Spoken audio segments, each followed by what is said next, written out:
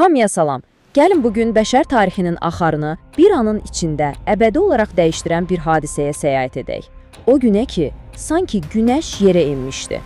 Bəli, bugün atom bombalarının hekayəsindən danışacağıq. Amma bu, təkcə bir silahın yox, həm də insanın öz yaratdığı güclə necə üzdə qalmasının hekayəsidir. Gəlin bu dərin və düşündürücü mövzuya birlikdə baş vuraq.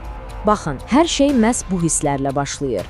Bu sözlər, o ağlasığmaz dəhşəti, öz gözləri ilə görən, o anı yaşayan bir insana aiddir. Elə biz də gəlin bu izahata məhz bu insani təcrübə ilə başlayaq ki, o anın həqiqətən nə demək olduğunu anlaya bilək. İndi bir anlıq təsəvvür edin. Göz qırpımında yer səthindəki temperatur 4000 Selsi dərəcəsinə çatır. Bu, günəşin səthinin temperaturuna çox yaxın bir istilikdir. Bu o deməkdir ki, partlayışın mərkəzindəki hər şey, binalar, insanlar, hər şey anında buxarlanıb yox oldu. O ilk anlar tam bir cəhənnəm təsviri idi. Əvvəlcə hər yeri bürüyən qərib, qulaqbatırıcı bir səssizlik və gözləri sanki yandıran bir işıq.